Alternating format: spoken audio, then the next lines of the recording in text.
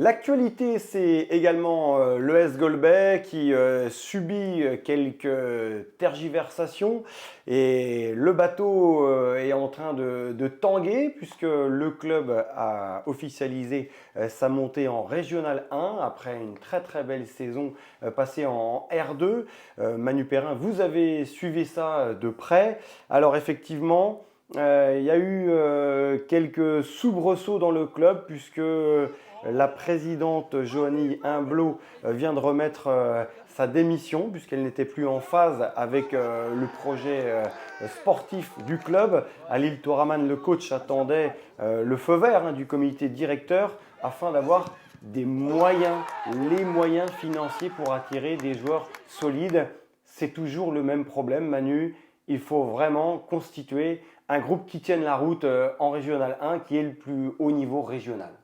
Oui, effectivement, c'était un petit coup de tonnerre, apprendre que Johanny, après avoir justement permis à cette équipe de monter, en plus elle avait affirmé ses valeurs l'année dernière, puisque je pense que si on avait demandé à quasiment toutes les personnes qui sont dans le football, si Golbet avait une chance au début de saison, tout le monde disait, et je pense même à Lille, ou même elle disait, on n'a clairement pas une aussi bonne équipe sur le papier, mais par contre en termes de valeur, on va peut-être s'y retrouver. Et effectivement, le retour de Pierre-Olivier Roth, qui avait décidé d'arrêter, a été finalement un redémarrage de cette nouvelle saison. Et au final, ils ont coiffé tout le monde au poteau. Une très belle équipe d'Épinal qui était jeune, à qui il a manqué forcément un petit peu de ressources offensives, comme toujours dans cette équipe. Pierre-Olivier faisait partie du groupe. Il a juste raté le premier match de Coupe de France fin août en début de saison. Mais c'est vrai qu'il fait partie des pierres angulaires de ce groupe avec Jamel Azini et d'autres joueurs cadres. Oui, alors effectivement, donc, elle était restée sur ses valeurs, à savoir foot loisir, voilà, les joueurs, c'est les primes de match, et tout le monde pareil, sur une forme d'équité qu'elle défendait. Aujourd'hui, et je peux le comprendre, l'exigence de la R1 fait qu'à un moment donné, on a besoin de joueurs expérimentés. Ces joueurs expérimentés, ben, ils ont un coût, parce que soit ils sont pas, c'est pas des locaux, ou alors ils ont eu l'habitude d'œuvrer dans des championnats encore supérieurs. Et forcément, elle voulait rester sur ce principe, tout le monde égalitaire, les primes de match, sauf que forcément, s'il n'y avait pas ces joueurs cadres qui arrivaient, qui ne seraient peut-être pas venus, il y avait peut-être la peur que ben, ça soit une saison très très compliquée, où il n'y aurait pas eu forcément beaucoup de victoires, et donc que tout le monde aurait été perdant. À partir du moment où il y a eu une pression et qu'elle ne voulait pas aller dans cette voie-là, elle a préféré se retirer. Donc plutôt que se fourvoyer, je pense, elle a préféré aller au bout de ses idées et de se dire, voilà, démissionner pour laisser le club, s'il doit être organisé différemment à l'étage qu'elle vient d'atteindre, par les personnes, et voir si ça fonctionne. Mais je pense qu'elle souhaite le meilleur à l'ES Golbet, mais elle, en tout cas, c'était pas possible pour elle de continuer avec ces valeurs-là, et c'est pas les valeurs qu'elle défend. Voilà, Ça, entre les lignes, clivage de philosophie ou en R1, vous êtes censé donner quelques fixes à des joueurs clés pour pouvoir constituer un groupe solide. Et là, ce n'est pas forcément la conception de tout le monde où on parle beaucoup de socio-éducatif, on parle de valeurs citoyennes et on parle de mettre tout un groupe sur un même pied d'égalité. C'est ça aussi, ça peut créer des tensions dans un groupe, les différents traitements. oui, je pense qu'à un moment donné, les joueurs qui pourraient éventuellement avoir un fil quand c'est le cas, mais souvent c'est simplement des défraiements kilométriques parce que la personne vient par exemple de Nancy ou d'un peu plus loin. Et voilà. Alors est-ce que l'égalité c'est la même si on dit tout le monde est aux primes alors qu'il y a quelqu'un qui habite à 50 km et que l'autre est sur place? Donc tout ça c'est un débat. Ça reste du foot amateur, mais avec des enjeux financiers et économiques. Alors même les primes de match, hein, certains pourraient vous dire mais pourquoi faire des primes de match, hein, puisque ça doit être du loisir. Donc même là, bon voilà, c'est une philosophie. Elle a décidé de s'arrêter. En tout cas, on peut quand même souligner le travail qui a été réalisé. Et on verra de toute façon ce qui va se passer. S'il y a une, deux, trois bonnes années qui arrivent derrière, ça veut dire que ce qui avait été mis en place, ça a perduré. Ce n'était pas la politique de la terre brûlée. Et ensuite, ça sera la responsabilité de la nouvelle équipe qui va se mettre en place. Même si la bonne nouvelle, je pense, pour Golbet, c'est que le staff a donné son feu vert et qu'ils vont pouvoir enfin recruter. Ça aurait été dommage, en plus de ça, qu'après cette accession, ça traîne et que ça mette tout le monde et le club de Golbet en péril au niveau de son équipe fan. Voilà, le staff technique qui demandait des garanties. Donc Alil Toraman Olivier Marotel et Ryan Colas vont prolonger l'aventure, hein, puisque ça fait déjà 3 ans qu'Halil Toraman était au club avec cette ambition et ce projet remonté en R1. Donc maintenant que le S Golbet a retrouvé ses lettres de noblesse au plus haut échelon régional, eh bien maintenant il va falloir trouver les bons axes de travail et surtout recruter malin. Alors toi qui es un technicien connaisseur du football vosgien, des joueurs au niveau R1 ou des joueurs qui ont pu évoluer en N3 par le passé et qui pourraient s'intégrer dans le projet Golbet, qui vois-tu dans ce panorama? Alors, dans ce panorama-là, ça dépend. On a vu qu'à Taon, il y a des départs vers Sedan, hein, parce que c'est vrai qu'il y a des très bons joueurs qui sont Il y partis. a eu un chamboulement. Dans le secteur, forcément, des joueurs de Taon qui seraient en fin de cursus et qui se disent que la N3, ça va être trop compliqué, qui n'ont pas forcément envie de jouer en équipe réserve, qui pourraient être attirés. Alors, les noms, c'est compliqué à dire parce que c'est toujours tendancieux. Mais en tout cas, voilà, les joueurs qui ont peut-être dépassé la trentaine et qui, à un moment donné, vont avoir envie de rester dans le secteur et d'évoluer quand même à un niveau plus intéressant que la R2. Parce que même si la R2, voilà, c'est de la Ligue, ça n'a rien à voir quand même avec la R1. On peut le dire parce que les noms ont circulé, hein, que ce soit des joueurs qui se posent des questions comme Sébastien Le Cohanet, comme Victor Didier Jean, etc., Pierrick Beignet, Mohamed Komara. Il y a énormément de joueurs qui ont encore du football, qui pourraient rendre service, hein, Théo Gazagne, etc., qui pourraient rendre service à cette équipe de Golbet avec une vraie expérience R1 N3. Alors, effectivement, ces noms-là, ils viennent tous de Taon. Logique, hein, c'est des joueurs qui ont connu les joutes de la N3 depuis plusieurs années et qui, à un moment donné, pour eux, c'est une bonne opportunité peut-être de retourner sur un club de R1. Et ces joueurs-là, effectivement, c'est compliqué de les attirer peut-être qu'avec des primes de match, ou alors il aurait fallu que les primes de match soient encore plus conséquentes. Voilà, c'est une possibilité. Après, il y a d'autres clubs. Il y a Épinal qui, tous les ans, amène son lot de très bons joueurs qui ne passent pas le cut de la N2 et donc qui pourraient être récupérés. Alors, on avait entendu parler du petit Lucas Corvino à Golbet, puis finalement, les dernières nouvelles, ça serait du côté de Raon. C'est sûr, c'est Raon l'étape. Voilà, donc du coup, ça aurait pu être une piste. Alors après, effectivement, il y a d'autres pistes. Si effectivement, demain, il y a des joueurs qui sont, je pense à Yanis Kenchoul, par exemple, aujourd'hui, qui a fait les beaux jours de Neuve-Maisons, qui est un joueur quand même pur spinalien, qui n'avait pas été conservé à l'époque, qui est passé par Raon, alors très bien à Lunéville, puis après à Raon, on ne lui a pas cru en lui, puis là, cette année, il a complètement explosé. Donc, c'est-à-dire qu'il faut peut-être laisser un petit peu de temps. Donc, il y en a des bons joueurs.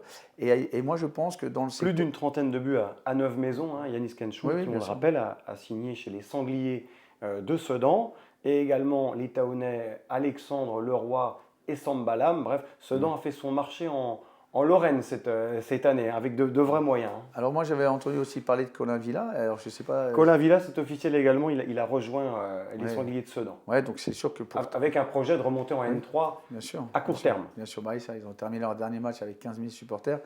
C'est sûr que même en R1, ça va donner de l'envie. Alors ça va être intéressant aussi de voir la confrontation entre Sedan et Saint-Dié. Alors je pense qu'ils ne seront pas dans le même groupe. Imaginons que, puisqu'on a vu qu'il y avait des ambitions pour Saint-Dié de peut-être aller en N3. Alors imaginons qu'est-ce qui va se passer si jamais les deux se retrouvaient en barrage. Ça serait compliqué pour Khalidou Koulibaly de savoir où se positionner, même si aujourd'hui je pense quand même que le club phare pour Khalidou, même si c'est le club de cœur, c'est Saint-Dié, ça restera un projet sportif avec Sedan, parce que c'est un club qui a connu tellement l'élite qu'aujourd'hui ça fait plaisir à tout le monde, je pense, qu'il renaisse de ses cendres.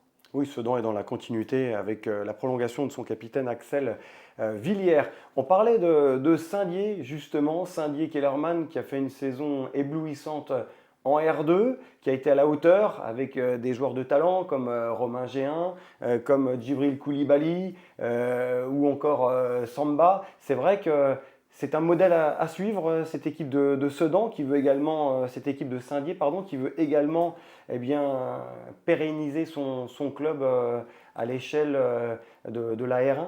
Ça faisait plusieurs années que Saint-Dié poursuivait cet objectif, donc ils y ont mis les moyens nécessaires. Cette année, c'est vrai que je pense que c'était important pour une montée. S'il n'y avait pas eu la montée, ça aurait été quand même compliqué derrière.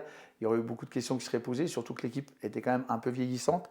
Après, c'est sûr que l'apport d'un Madame Samba qui revient chez lui, même je sais qu'il était blessé, il a fait une très très grosse saison.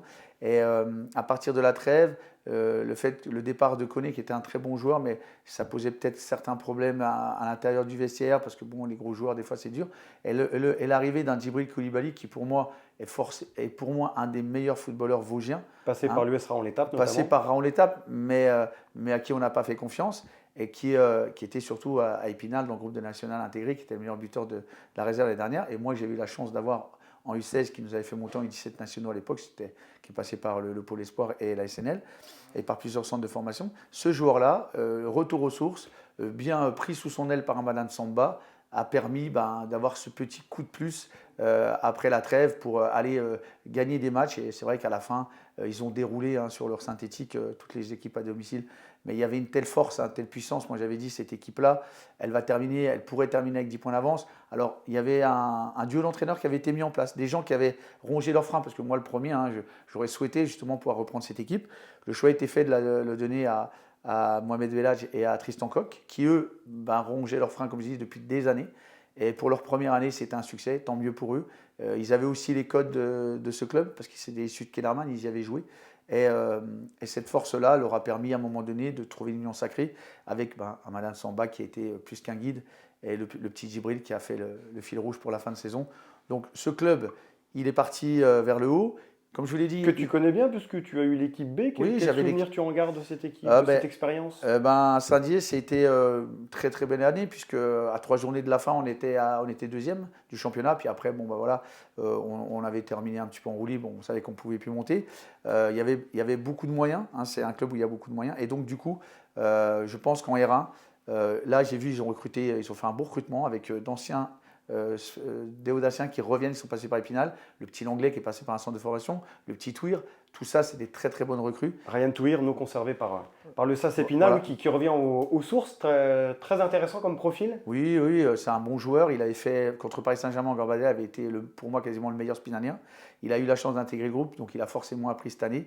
Il repart en terre connue, je pense que ça va le stabiliser au niveau professionnel, ne serait-ce que ça, parce que Saint-Dié savent mettre les moyens pour que les joueurs soient bien, puissent penser au foot et avoir un double projet. Donc là-dessus, ils sont bons, ils en ont les moyens, et tant mieux. C'est aussi la renaissance du club de Saint-Dié à travers cette montée en R1. Et il ne veut pas s'arrêter là, donc forcément, il va falloir régénérer l'équipe, c'est ce qu'ils sont en train de faire. Et, parce qu'il y a des anciens, et ces anciens pourront soit glisser vers l'équipe R3, et qui fera une saison un peu moins compliquée qu'elle a vécue cette année, puisqu'il a fallu le retour à un moment donné d'Amadouci pour pouvoir justement redresser la barre, parce qu'ils étaient mal engagés, ils ont réussi à sauver, tant mieux. Ça a permis aussi à beaucoup d'équipes vosgiennes de ne pas descendre en district. Enfin, on referme cette émission avec le volet régional 1 et recherche capitaine. Justement, on parlait de l'ES Golbet. On évoque beaucoup Pierre-Olivier Roth pour reprendre la présidence du club, l'ancien défenseur central. Est-ce que c'est un choix pertinent selon toi? Moi, je n'avais pas l'info là, donc je vois que tu es toujours bien informé.